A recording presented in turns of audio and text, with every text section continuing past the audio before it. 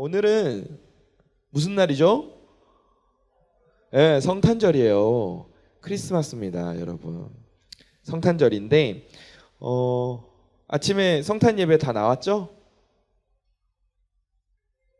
네, 성탄 예배 안 나온 사람. 네, 그래요. 손 드는 사람이 없는 걸 보니까 다 성탄 예배를 잘 드린 것 같아요. 여러분, 성탄절 하면 또 많은 것들이 생각이 나는데 어떤 찬양이 어떤 찬양이 생각나세요? 성탄절에 우리가 찬양을 또 많이 부르잖아요, 보통. 저는 올해 주일 예배 콘티를 짜느라 이 성탄 콘티로만, 성탄 곡으로만 콘티를 짜는 게 쉽지가 않아요. 쉽지가 않다고. 그래서 매주 콘티를 아주 열심히 짜느라 이렇게 이번 올해에는 성탄 찬양을 평소보다 더 많이 들었던 것 같아요.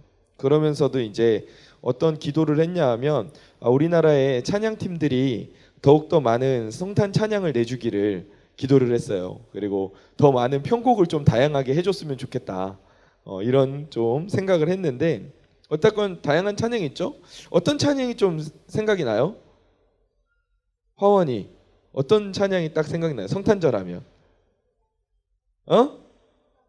기쁘다 구주 오셨네. 오늘 설교 제목이어서 왠지 정답일 것 같아요, 그죠? 네, 기쁘다 구주 오셨네, 맞아요. 생각이 나요. 또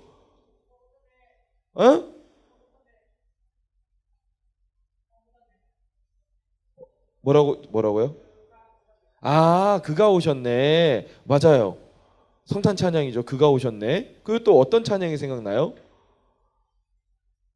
하여간 많은 찬양들이 생각이 나요, 그죠? 너무 생각이 많이 나서 답변을 잘 못할 수도 있는데, 저는 그 중에서도 방금 전에 화원이가 말한 기쁘다 구주 오셨네, 그쵸? 이 찬양을 되게 많이 불러요. 오늘 성탄 예배 때도 불렀었는데, 이 가사를 보면 처음 가사가 어떻게 시작하죠? 기쁘다 구주 오셨네, 만 백성 맞으라 라고 말해요. 그러면 지금 주님께서 오셨다는데, 실제로 주님이 육신을 입고 이 땅에 오셨죠.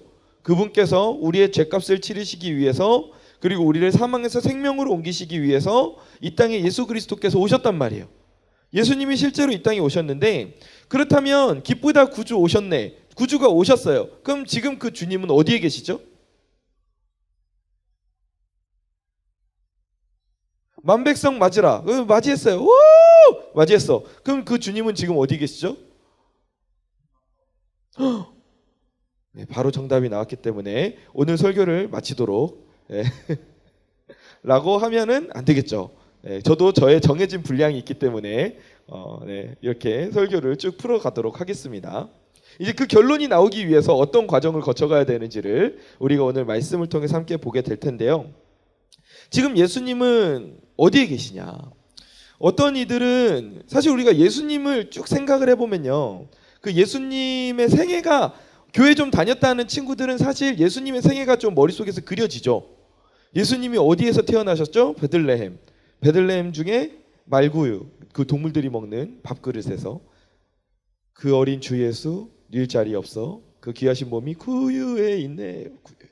구유에서 태어나셨고, 그리고 아기 예수님이 점점 자라셔서 그 다음에 이제 사역을 하셨고, 십자가에 달려 죽으시고 3일 후에 부활하셔서 하늘로 승천하셨다. 그 지금 하늘 보좌 우편에서 우리를 보고 계신다. 이렇게 이런 스토리들이 딱 이렇게 쭉 떠오르잖아요.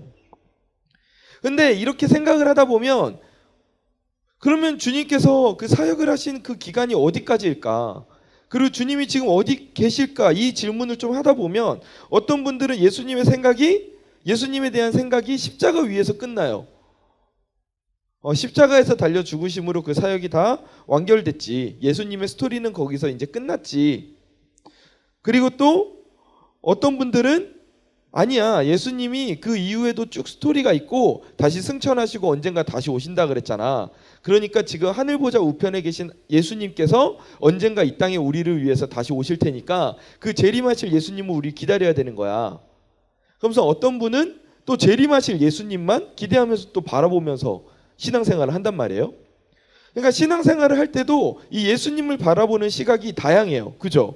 어떤 분은 십자가에 달린 예수님을 되게 포커스를 맞추기도 하고, 어떤 분은 다시 오실 예수님을 좀 포커스를 맞춰서 신앙생활을 우리가 한단 말이에요. 그런데 지금 임마누엘 그 예수님은 어디에 계시냐는 거죠. 성경을 보면 하나님께서 주님의 이름을 지어주셨어요. 그죠? 예수님의 이름을 지어주셨는데 하나는 어떤 이름이죠? 오늘 본문 21절을 보면 아들을 낳으리니 이름을 예수라 하라고 그랬어요. 이는 어떤 뜻이라고요? 그가 자기 백성을 그들의 무엇에서? 죄에서 구원할 자임이시라. 아멘. 예수님은 어떤 분이에요? 자기 백성, 우리죠. 우리를 죄 가운데서 구원할 분이 바로 예수님이었어요. 그리고 또 하나의 이름이 더 있는데 그 이름이 무엇입니까? 23절을 보면 보라 처녀가 잉태하여 아들을 낳을 것이요 그의 이름을 임마누엘이라 하리라. 이를 번역한즉 뭐라고요? 하나님이 우리와 뭐 하신다? 함께 계시다. 아멘. 즉 주님께서는 이름으로 그 일생을 우리가 딱 이렇게 요약해 보면 어떤 분이에요? 주님은 우리를 죄에서 구원하시기 위해 이 땅에 오셨어요. 그리고 우리와 함께 하시기 위해서 이 땅에 오신 거예요. 맞습니까? 맞습니까? 그렇다면 지금 임마누엘 예수님은 어디에 계십니까? 너무 어렵나요? 봐요. 예수님이 우리의 죄를 사하시기 위해서 그리고 우리와 함께 하시기 위해서 이 땅에 오셨어요. 우리에게 오셨어요. 우리와 함께 하시기 위해서 우리에게 오셨다고. 그럼 예수님이 지금 어디에 계시죠? 우리와 함께 계신단 말이에요. 자, 다시 예수님이 우리의 죄를 사하시기 위해서 우리와 함께 하시기 위해서 이 땅에 오셨어요. 아멘. 그럼 지금 그 예수님이 어디에 계신다고요? 우리와 함께 계신다고요. 이 사실을 믿으십니까? 믿으시기 바랍니다. 예수님은 우리와 함께 하시기 위해서 이 땅에 오셨고 그리고 그 목적을 지금도 충분히 달성하고 계세요. 우리와 함께 계신다는 거예요. 그 은혜를 누리시길 바랍니다. 그런데 예수님께서 우리에게 이렇게 오셨잖아요. 지금 우리와 함께 하시잖아요. 근데 이렇게 하시기 위해서 사실 그 과정 가운데 수많은 하나님의 섭리가 필요했어요.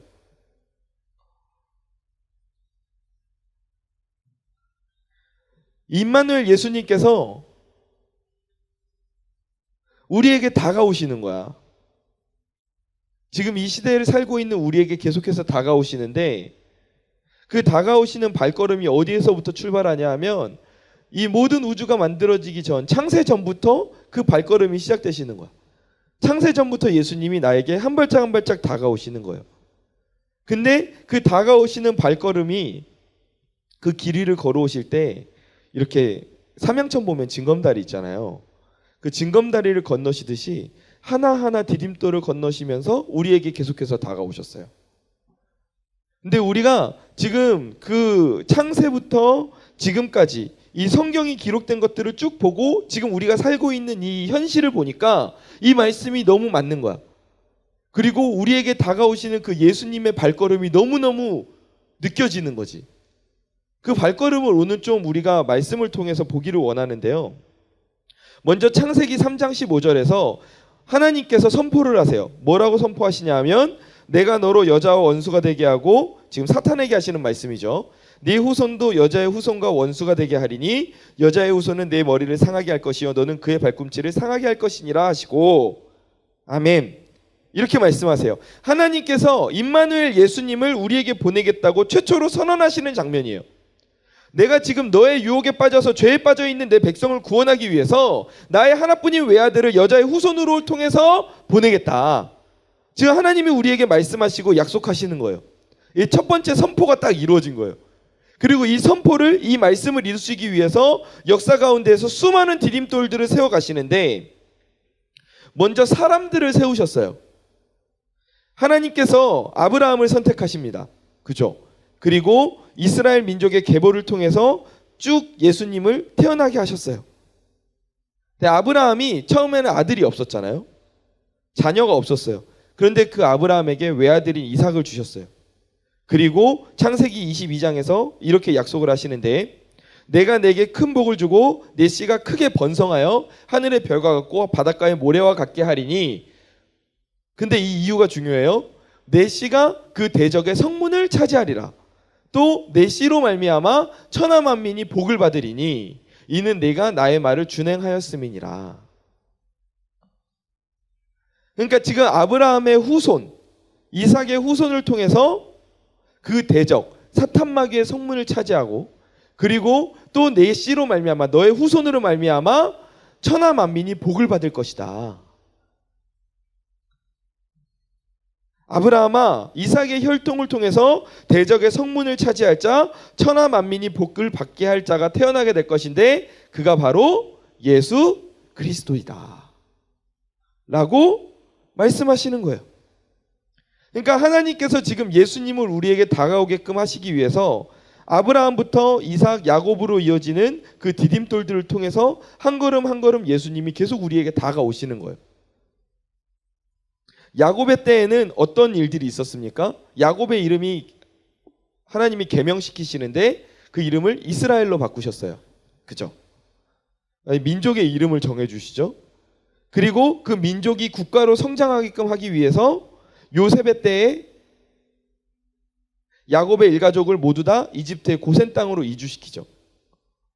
그리고 거기에서 충분한 인구수에 도달했을 때 모세라는 디딤돌을 또 세우셔서 거기에서 그 백성들을 약속의 땅인 가나안으로 인도해 가십니다. 지금 계속 디딤돌이 성경 말씀 가운데 등장하고 있어요. 예수님이 계속 징검다리를 하나하나 건너서 우리에게 다가오고 계세요. 고센 땅, 모세, 가나안, 이 모든 지역과 인물들이 예수님께서 우리에게 다가오시는 디딤돌로 지금 쓰임받고 있는 거예요. 이렇게 예수님께서 태초부터 지금 모세오경까지 지나서 계속 오고 계세요. 자, 모세오경 다음에는 어떤 일이 일어납니까? 이제 이스라엘 백성들이 가나안 땅에 다 들어갔어요. 근데 우리가 사사들에 대해서 계속해서 우리가 올해 하반기에 쭉 나눴었잖아요. 사사기를 보면 어떤 일이 일어나요? 이스라엘 민족이 거기에서 변질되죠. 신앙이 변질돼요. 하나님을 떠나고 우상들을 섬기기 시작해요. 그래서 하나님께서는 안 되겠다. 이 백성들 이대로 가면 안 되겠다. 그래서 바벨론을 통해서 이스라엘을 함락시켜 버리십니다. 그리고 그 가나안 땅에 살고 있던 이스라엘을 바벨론 땅으로 그리고 각지로 흩어버리세요. 그런데 하나님께서 이 난리통 가운데에서도 디딤돌을 세우시는데 그가 바로 다니엘이에요. 하나님께서 다니엘을 포로로 잡혀가게 하시고 그곳에서 신앙의 열매들을 맺게 하시고 그리고 다니엘을 통해서 하나님의 뜻을 보여주시는데 그 뜻이 다니엘서에 이제 기록된 그 뜻을 쭉 이제 해석을 해보면 바벨론 나라가 페르시아에게 망하고 페르시아가 헬라를 통해 무너지고 헬라는 로마에게 무너지게 될 것이다 라고 다니엘에게 말씀을 해주세요. 그리고 그 말씀이 실제로 이루어지는 거예요.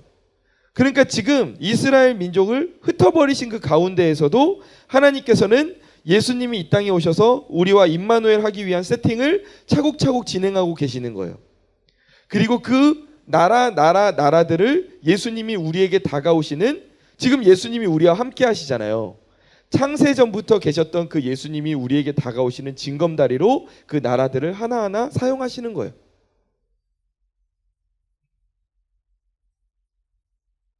이렇게 하나님께서 나라와 민족만 사용하시는 게 아니에요.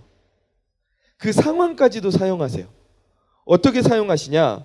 이제 로마가 지배하고 있던 시대 때 예수님께서 탄생하시죠. 태어나시죠. 근데 이 로마의 정책 중에 하나가 뭐였냐 하면 로마 복하고 있는 영토가 되게 넓잖아요. 그러니까 이 로마가 정복한 영토가 너무 넓으니까 어느 곳에서 쿠데타, 반란이 일어나도 그 반란을 진압하러 빨리 출동할 수 있도록 로마의 핵심 그 국가 사업이 뭐였냐 하면 도로를 뚫는 거였어요. 도로 정비를 하는 거였어요. 그래서 그 외국 속담 중에 이게 모든 길을 로마로 통한다. 그렇죠? 그만큼 로마가 길이 엄청나게 잘 뚫려 있었어요. 도로 정비를 엄청나게 잘했고, 그리고 언어가 로마가 사용하는 헬라어로 다 통일이 돼 버렸어요. 그리고 이 헬라어를 통해서 신약 성경이 쓰이게 되거든요. 그러니까 로마를 세우셔서 언어를 통일시켰고, 도로가 개통되자 이 언어 헬라어로 기록된 성경이 빠른 속도로 퍼져나갈 준비가 된 거예요.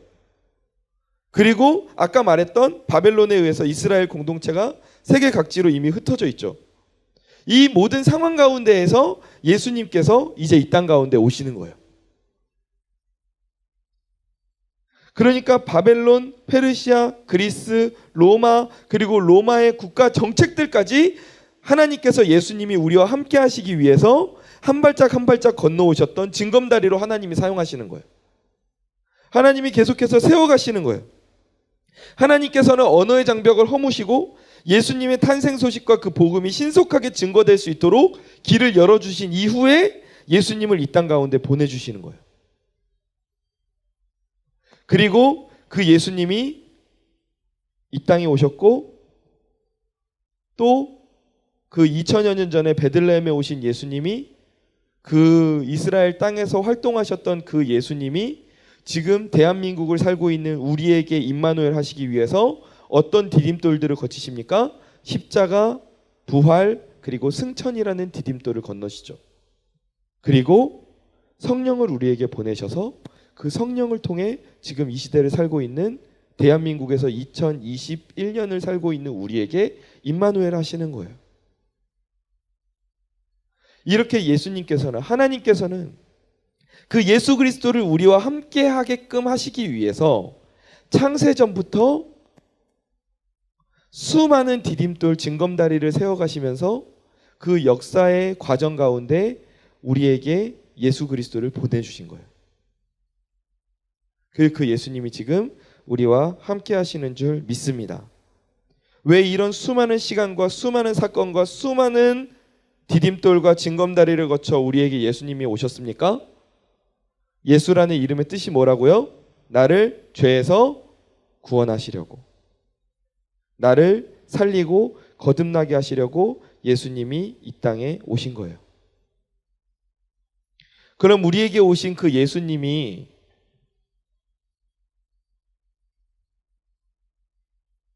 이제 어디로 또 가실까요? 자, 이제 나 왔으니까 간다 하고 이렇게 또 가실까요? 요한복음 14장 16절 말씀 함께 읽어보겠습니다. 시작.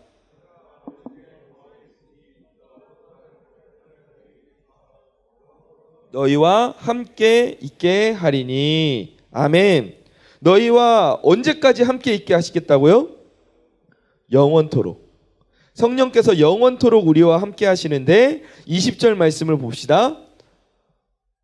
성령이 너희에게 임하는 그날에는 내가 아버지 안에, 너희가 내 안에, 내가 너희 안에 있는 것을 너희가 알리라. 그러니까 성령이 영원토록 우리와 함께 하시는데, 성령이 우리 안에 거하는 동안에 주님께서 우리와 함께 계신다는 거예요. 그러면 주님은 어느 동안 우리와 함께 계신다는 거예요? 언제까지 우리와 함께 계신다? 2023년까지? 아니요. 영원토록 우리와 함께 하신다는 약속을 하시는 거예요. 이게 임마누엘이에요. 그러니까 우리가 설교를 시작하면서 같이 나누었던 기쁘다 구주 오셨네, 이 찬양을 우리가 생각하면 기쁘다 구주 오셨네 하면 주님이 어디에 오셨지? 그래, 베들레헴의 말구유에 오셨지. 이 그림을 떠올리는 게 아니라 기쁘다 구주 오셨네 하면 지금 이 순간 대한민국에 살고 있는, 목포에 살고 있는 나에게 오시는 그 예수님을 우리가 떠올려야 된다는 거예요.